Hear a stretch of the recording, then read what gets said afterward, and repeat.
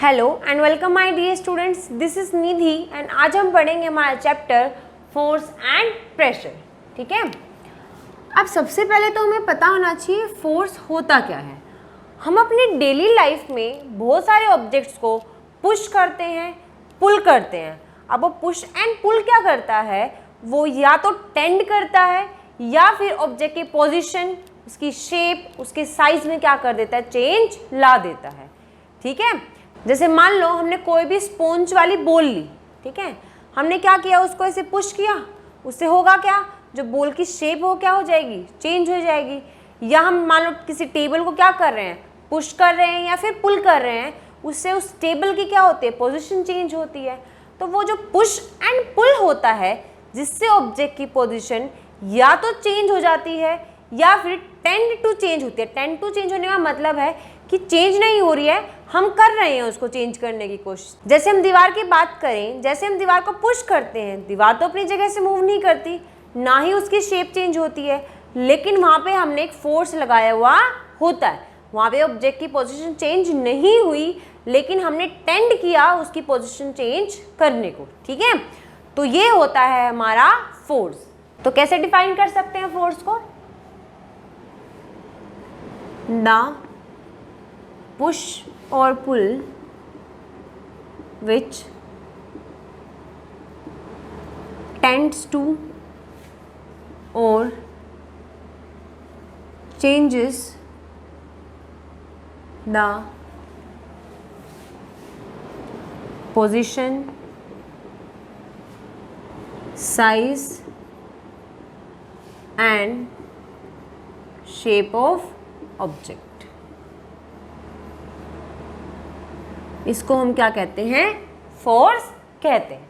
ठीक है। जो फोर्स का SI यूनिट होता है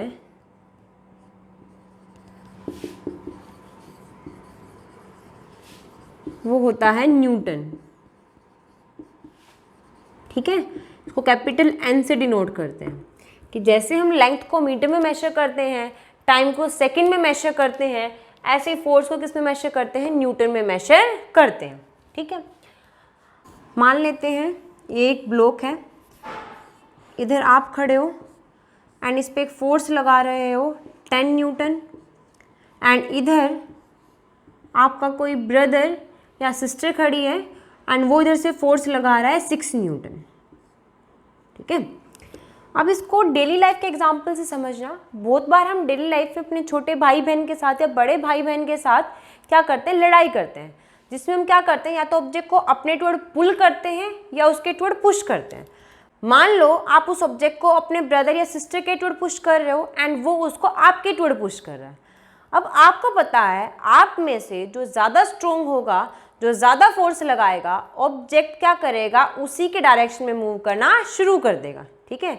कि मान लो आप ज़्यादा फोर्स लगा रहे हो तो जो ऑब्जेक्ट है वो क्या करेगा, आपके सिस्टर के टुवर्ड क्या करेगा, मूव करेगा। मतलब जिस डायरेक्शन में आपने फोर्स लगाया है उस डायरेक्शन में ऑब्जेक्ट क्या करेगा, मूव करना शुरू कर देगा। अब यहाँ देखना, यहाँ आप तो लगा रहे हो 10 न्यूटन एंड आपका ब्रदर या सिस्टर लगा रहा है 6 न्यूटन। अब आप बताओ कि जो टेबल है या ये जो ऑब्जेक्ट है किस डायरेक्शन में मूव करेगा, ये इस डायरेक्शन में मूव करेगा। ठीक है। तो ये क्या करेगा, इसका डायरेक्शन ऑफ मोशन हो गया। ठीक है। अब आपको ये तो पता चल गया कि इस डायरेक्शन में मूव कर रहा है, लेकिन कितने अमाउंट ऑफ फोर्स है। ठीक है। कि आपने जो 10 लगाया है, क्या आपका पूरा का पूरा 10 इसको मूव करवाने में गया है, या आपके फोर्स के सिर्फ कुछ अमाउंट क्या हुई है इसको मूव करवाने के लिए यूज हुई है। अब देखो, आपने 10 लगाया लेकिन इधर से कितना लग रहा है, 6 लग रहा है। ठीक है। तो इसका मतलब जो आपने 10 लगाया है इसमें से 6 तो इस 6 को बैलेंस करने में निकल जाएगा। मतलब जो आपका सिस्टर या ब्रदर उधर से 6 न्यूटन लगा रहा है तो ये ऑब्जेक्ट क्या कर सकता है, मूव कर सकता है, अगर आप फोर्स नहीं लगाओगे तो। ठीक है। तो जो आप फोर्स लगा रहे हो इसमें से 6 न्यूटन तो इसको बैलेंस करने में जा रहा है, इस वाले फोर्स को, ताकि ये जो ऑब्जेक्ट है ये आपके टूवर्ड्स मूव ना करे। ठीक है। तो बचा कितना इसमें से 6 निकालने के बाद, 4 न्यूटन बचा।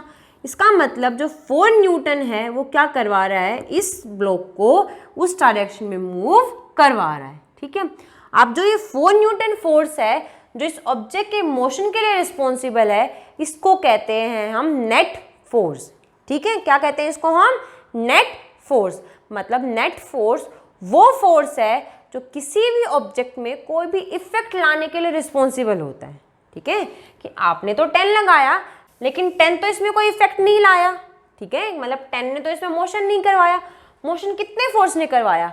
सिर्फ 4 न्यूटन फोर्स ने। आया समझ में कि नेट फोर्स वो फोर्स है जो ऑब्जेक्ट में कोई भी इफेक्ट लाने के लिए, ऑब्जेक्ट में कोई भी चेंज लाने के लिए क्या होता है? रिस्पॉन्सिबल होता है। अब देखना इधर, अगर कोई भी दो ऑब्जेक्ट ऑपोजिट डायरेक्शन में फोर्स लगाएंगे तो जो नेट फोर्स है वो क्या होगा? दोनों का डिफरेंस होगा। ठीक है, तो यहाँ क्या बताया मैंने? If two objects applies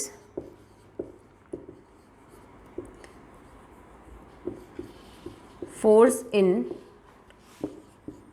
opposite direction, then net force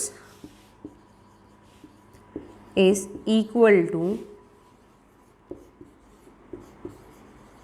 the difference between the forces applied। ठीक है, नेट फोर्स क्या बताया मैंने?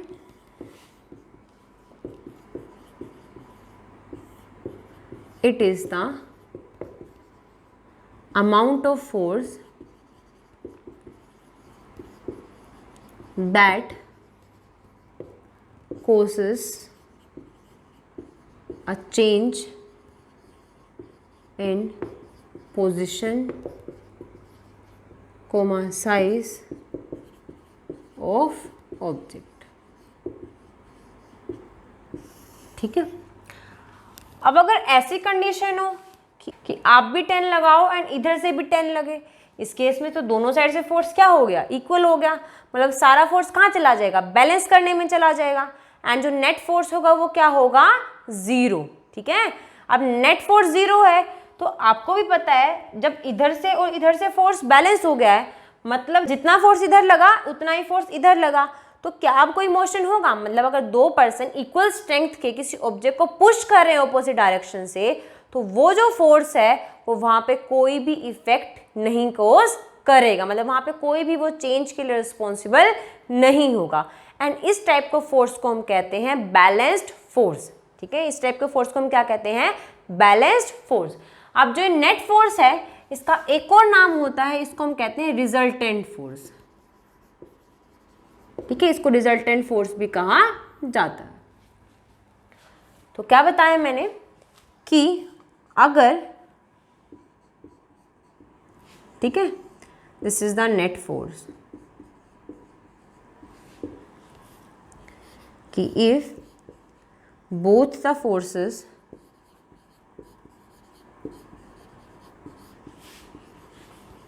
are equal and in opposite direction,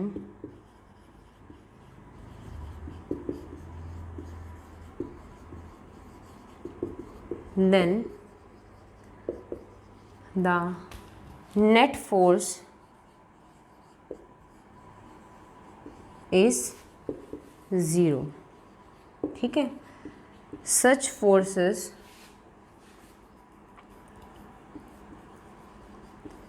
are called as balanced forces। इस टाइप के फोर्सेस को हम क्या कहते हैं? बैलेंस्ड फोर्स कहते हैं। ठीक है, जैसे एग्जांपल लिया मैंने अभी इधर कि मान लो ये कोई ब्लॉक है, इधर भी 4 न्यूटन लग रहा है एंड इधर भी 4 न्यूटन लग रहा है।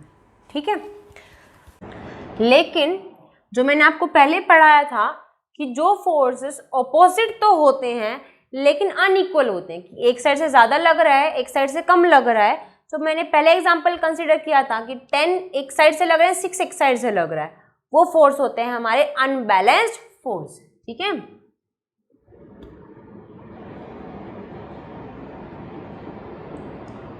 तो इसको हम डिफाइन कर सकते हैं, the forces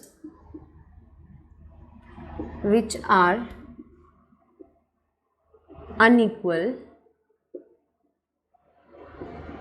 and act in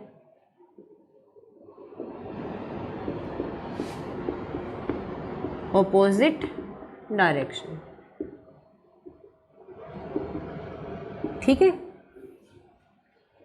अब इसी के अंदर अगर मैं नेट फोर्स की बात करूं तो net force in unbalanced force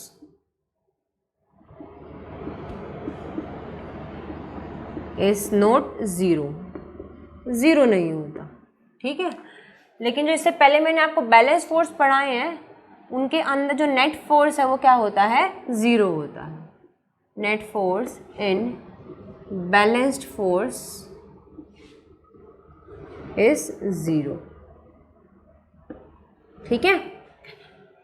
अब नेक्स्ट कंडीशन आती है, हमने ये तो पढ़ लिया कि फोर्सेस जब ऑपोजिट डायरेक्शन में लगते हैं तो नेट फोर्स कैसे निकाला जाता है, ठीक है।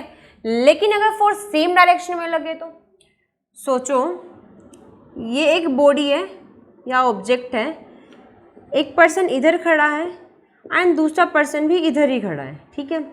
ये भी इस पे फोर्स लगा रहा है 5 न्यूटन का एंड ये भी इस पे फोर्स लगा रहा है 4 न्यूटन का। अब आपको पता है कि मान लो आप किसी ऑब्जेक्ट को पुश कर रहे हो और आपसे वो हिल ना रहा हो या हिल रहा है तो बहुत मुश्किल से हिल रहा है एंड कोई सेकंड पर्सन आए एंड आपकी हेल्प करे उस ऑब्जेक्ट को पुश करवाने में, तो जो ऑब्जेक्ट है वो बहुत ईजिली पुश हो जाता है, क्योंकि जो फोर्स लग रहा है 2 पर्सन से वो क्या लग रहा है, ज़्यादा लग रहा होता है। वो चीज़ तो तब पॉसिबल है जब ये दोनों फोर्स क्या हो रहे हो, ऐड हो रहे हो। तो इसका मतलब जब जो फोर्स होते हैं वो सेम डायरेक्शन में लगते हैं तो जो नेट फोर्स होता है वो कैसे आता है, इन दोनों फोर्सेस के सम से, ठीक है। तो when forces act in same direction then net force is calculated by adding them, ठीक है। जैसे इधर दोनों ऐड हो जाएंगे एंड जो नेट फोर्स होगा वो क्या होगा, 9 न्यूटन, ठीक है। कि जो 9 न्यूटन फोर्स है वो क्या करवाएगा, इसको मूव करवाएगा। आया समझ में।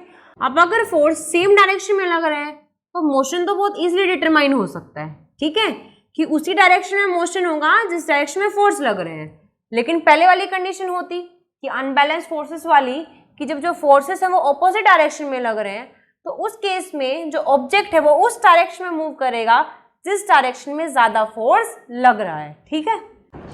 तो क्या देखा हमने, if the forces are unbalanced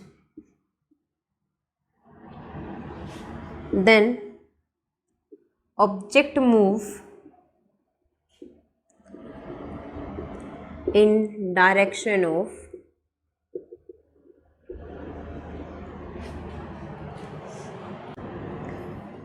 greater force, ठीक है। तो अब जो मैंने आपको बैलेंस्ड एंड अनबैलेंस्ड फोर्सेस पढ़ाए हैं इसमें एक डिफरेंस और होता है। 2 डिफरेंस तो आपने पढ़ लिए कि जो बैलेंस्ड हैं वो फोर्स होते हैं जो इक्वल एंड ऑपोजिट डायरेक्शन में लगते हैं, अनबैलेंस्ड वो होते हैं जो अनइक्वल एंड ऑपोजिट डायरेक्शन में लगते हैं। नेक्स्ट डिफरेंस आपने पढ़ा कि जो बैलेंस फोर्सेस थे उनमें जो नेट फोर्स है वो क्या होता है, 0, एंड अनबैलेंस में नेट फोर्स क्या होता है, 0 नहीं होता।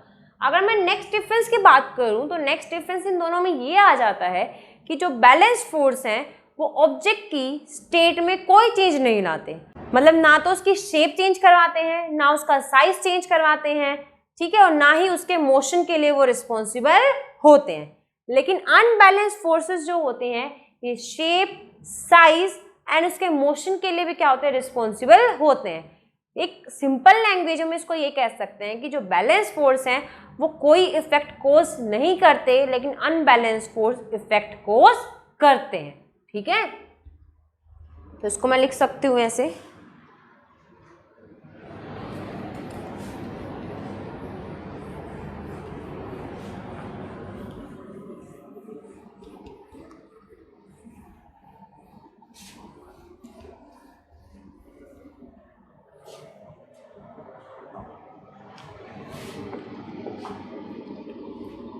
A balanced force do not cause any effect on object, लेकिन जो अनबैलेंस्ड फोर्स होते हैं causes effect on the object.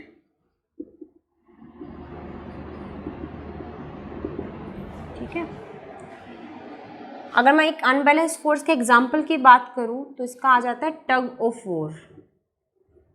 Tug of war होता है जब दो टीम्स होती हैं, रस्सी को खींच रही होती हैं, तो उसमें एक टीम जीतती है, ठीक है, एंड वो जीतती है जो ज़्यादा फोर्स अप्लाई करती है। ठीक है, क्लियर है इतना?